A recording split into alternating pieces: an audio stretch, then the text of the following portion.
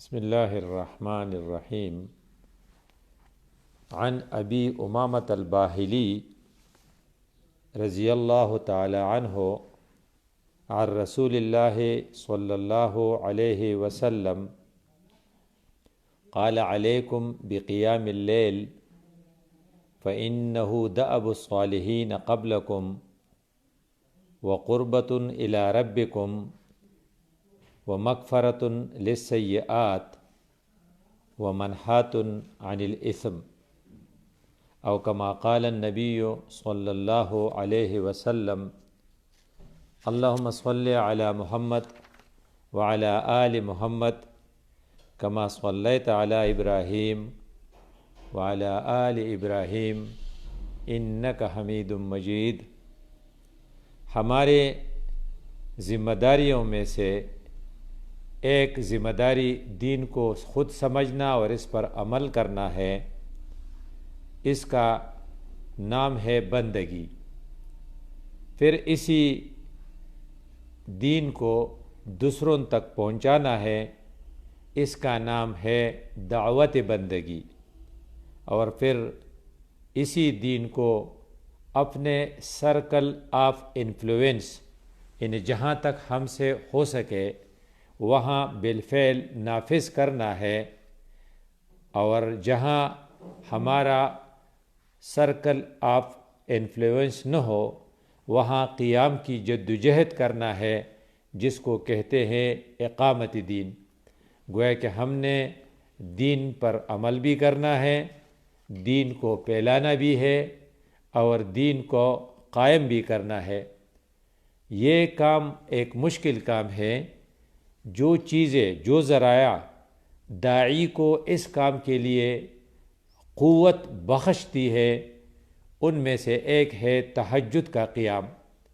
داعی جب تہجد پڑھتا ہے، داعی جب تہجد کے قیام کا پابند ہوتا ہے تو اس کو دو فائدے ملتے ہیں۔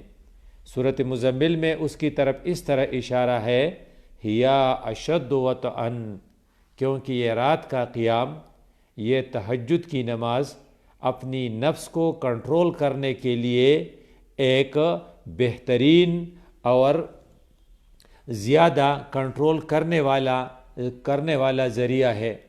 ہیا اشد وطئا، نفس کو زیادہ دبانے والی ہے، اور واقوم قیلا، اور کسی کی بول میں زیادہ اثر ڈالنے والی ہے۔ آپ کی بول، آپ کے اسپوکن ورڈز، آپ کی دعوت، آپ کا لیکچر، آپ کا خطبہ وہ مؤثر ہوگا، اس میں تاثیر ہوگی، وہ ٹھیک ہوگا، اس لیے کہ آپ تہجد کی پابندی کرتے ہیں۔ تو تہجد کی پابندی داعی کو قوت فراہم کرتی ہے۔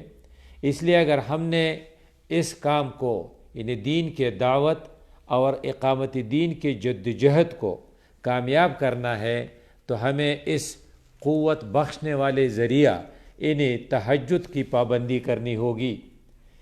فرماتے ہیں رسول اللہ صلی اللہ علیہ وسلم سے، اللہ نے قرآن میں اس طرح فرمایا ہے وَمِنَ اللَّيْلِ فَتَہَجَّدْ بِهِ نَافِلَةً لَكَ۔ آپ کے ذمے تو یہ ہے، خاص طور پر آپ کے لیے ہے کہ آپ رات کے وقت اٹھ کر تہجد پڑھے۔ فَعَسَىٰ أَن يَبْعَثَكَ رَبُّكَ مَقَامًا مَحْمُودًا، پھر آپ کو مقام محمود مل جائے گا، اللہ آپ کو مقام محمود تک پہنچائے گا۔ اس لیے ہر داعی کی اپنی مقام محمود ہے، اگر وہاں وہ پہنچنا چاہتا ہے تو اس ذریعے کو استعمال کرے، اور اس کو تہجد کہا جاتا ہے۔ تہجد کی یہ نماز عام مہینوں میں یا عام دنوں میں نسبتاً مشکل ہوگی، لیکن رمضان کے مہینے میں سب سے زیادہ آسان کام ہے، کیونکہ سحری کے لیے اٹھنا تو پڑتا ہی ہے۔ اس لیے جو لوگ سحری کے لیے اٹھتے ہیں وہ اس ذریعے کا بھرپور استعمال کریں۔ اسی طریقے سے رمضان کی برکات میں سے تہجد کی برکت بھی اسے مل جائے گی۔ اور رمضان کے بارے میں ہمارا یہ ایک ایکسپیرینس یا عقیدہ ہے کہ جو عادت آپ اس اس رمضان میں اپنے اندر آپ ڈالتے ہیں، وہ باقی سال کے 11 مہینوں میں وہ عادت آپ کے ساتھ چمٹی رہتی ہے، اور آپ کو اس عادت کے ساتھ زندگی گزارنا آپ کے لیے آسان ہوتا ہے۔ اس لیے رمضان کے بارے میں کہا جاتا ہے کہ جتنی بری عادتیں ہیں ان کو ترک کر دے رمضان کے دوران، اور فیصلہ کر دے کہ یہ چیز میں نے چھوڑنی ہے، تو اللہ آپ کو توفیق دے گا، اور جتنی اچھی عادتیں ہیں ان کو اڈاپٹ کر لیں۔ ان کے اڈاپٹ کرنے میں بھی آپ کے لیے آسانی ہوگی، اور آپ پورے سال اس کو پھر چلا سکیں گے۔ تو رمضان کے مہینے کا ایک ہوم ورک ہمارا یہ ہے کہ ہم تہجد کی پابندی کریں۔ اب تہجد کی اہمیت کا اندازہ ترمذی کی اس روایت سے، جسے حضرت ابو امامہ رضی اللہ عنہ نے روایت کی ہے رسول اللہ سے، الفاظ اس طرح ہے: علیکم بقیام اللیل، اے لوگو تم لوگ تہجد کی نماز کو اپنے اوپر لازم کر لو، علیکم، تم اپنے اوپر تہجد کی نماز لازم کر لو، فَإِنَّهُ دَأَبُ الصَّالِحِينَ قَبْلَكُمْ، اس لیے کہ تم سے پہلے جو اللہ کے بندے گزرے ہیں، صالحین جو اللہ کے بندے گزرے ہیں، ان کا یہی طریقہ رہا ہے۔ اب اللہ کے بندے اس لیے بنے ہیں، اللہ کے خصوصی بندے اس لیے بنے ہیں کہ ان کے طریقوں میں ایک طریقہ تہجد کی پابندی تھی۔ رسول اللہ صلی اللہ علیہ وسلم اس کے بارے میں ہمیں اطلاع دیتے ہیں کہ یہ اللہ کے جتنے بھی نیک بندے گزرے ہیں، ان کے نیک بندے بننے کی ایک وجہ تہجد کی پابندی تھی۔ پھر وَقُرْبَةٌ إِلَىٰ رَبِّكُمْ، اور اس کا دوسرا فائدہ یہ ہے کہ یہ تمہارے رب سے قریب کرنے والی ہے۔ اگر آپ اپنے رب کا قربت چاہتے ہیں، اور آپ اپنے آپ کو رب کے قریب اور رب اپنے قریب دیکھنا چاہتے ہیں، تو پھر آپ تہجد کی پابندی کر لیں۔ اللہ فرماتا ہے کہ میرا بندہ جب مجھے پکارتا ہے تو میں قریب ہوں گا، تو اب اللہ کے اور بھی قریب ہو جائیں گے اگر آپ تہجد پڑھتے ہیں۔ وَمَغْفَرَةٌ لِلسَّیِّئَاتِ، اور چھوٹے چھوٹے گناہوں کو مٹانے والی ہے۔ آپ یہ چھوٹے گناہ سارے کے سارے تہجد کے لیے اٹھنے کی وجہ سے مٹ جائیں گی۔ اور آگے فرماتے ہیں وَمَنْحَاتٌ عَنِ الْإِثْمِ، اور بڑے گناہوں سے روکنے والی چیز ہے، یعنی آپ کے اندر صرف کنٹرول آ جائے گا، کیونکہ وہاں پر آپ نے نفس کو قابو کیا ہوا ہے، نفس کو دبایا ہوا ہے، تو آپ بڑے گناہوں سے بچ جائیں گے، گویا کہ اس سے رکنے کی طاقت آپ کے اندر پیدا ہوگی۔ اب ہم گنتے ہیں اس حدیث کے الفاظ کو کہ کتنے خوبیاں یا کتنے خصوصیات ہیں تہجد کی۔ پہلی خصوصیت یہ ہے کہ پچھلے جتنے بھی اہل اللہ اور اللہ کے نیک بندے گزرے ہیں ان کا یہی طریقہ رہا تھا۔ دوسری خصوصیت یہ اللہ کی قربت دلانے کا بہترین ذریعہ ہے، اور تیسری خصوصیت یہ ہمارے چھوٹے گناہوں کو مٹانے کا ایک بہترین ذریعہ ہے، اور چوتھی خصوصیت یہ ہمیں بڑے برے کاموں سے، بڑے گناہوں سے روکنے کی صلاحیت دینے والا ایک ذریعہ ہے۔ اس لیے ہم ان 4 فوائد کے حصول کے لیے تہجد کی پابندی کریں گے، اور آگے اس بات کو ایک اور انداز سے رسول اللہ صلی اللہ علیہ وسلم نے ایکسپلین کیا ہے: اقرب ما یکون الرب من العبد فی جوف اللیل الآخر، رب اپنے بندے سے سب سے زیادہ قریب رات کے آخری حصے میں ہوتا ہے۔ اگر آپ رب کو زیادہ قریب پانا چاہتے ہیں تو رات کا آخری حصہ آپ کبھی مس نہ کریں۔ فَإِنِ اسْتَطَعْتَ أَن تَكُونَ مِمَّنْ يَذْكُرُ اللَّهَ، اگر تم سے ہو سکے کہ تم رات کے آخری حصے میں اللہ کو یاد کرنے والوں میں شامل ہو، فَكُن، تو ایسا کر۔ یہ بھی ترمذی کی ایک حدیث ہے۔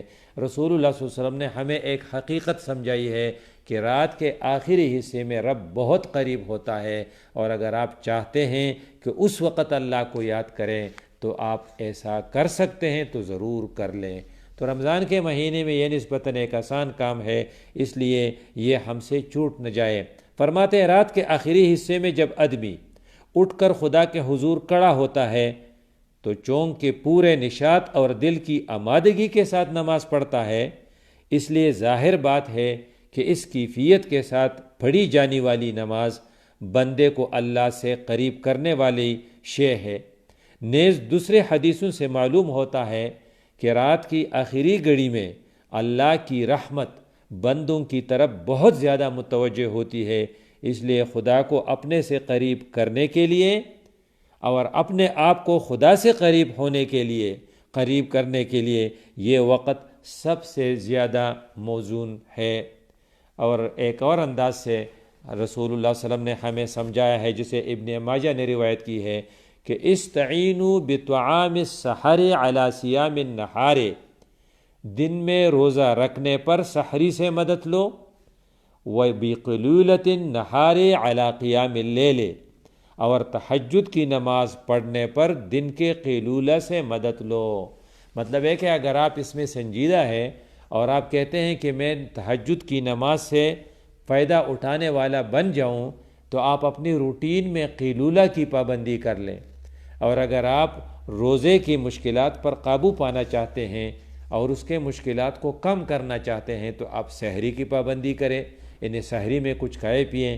تو گویا کہ رات کے اس آخری حصے میں آپ کے لیے دو کام ہے، ایک یہ کہ آپ کچھ کھائیں جس کو سحری کہتے ہیں، اور دوسرا یہ کہ آپ اس میں کچھ اللہ کی عبادت کریں جس کو تہجد کا نام دیا گیا ہے۔